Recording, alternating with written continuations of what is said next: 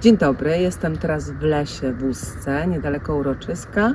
Dziś wezmę udział w międzynarodowym wyzwaniu literackim pod hasłem Abaj na fali, zainicjowanym przez mojego przyjaciela i promotora kultury, pana doktora Maksima Ponomarenko.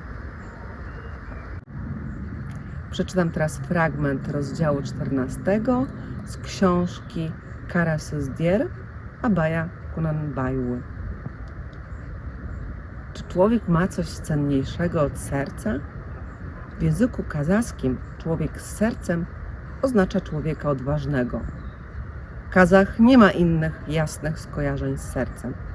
Tymczasem miłosierdzie, litość, zdolność przyjęcia człowieka niczym własnego krewnego i życzenie mu dobra jak sobie samemu to sprawa serca. Miłość jest też sprawą serca. Język nie skłamie, jeśli posłucha serca. O sercu zapomina się, gdy mówi się językiem przebiegłości.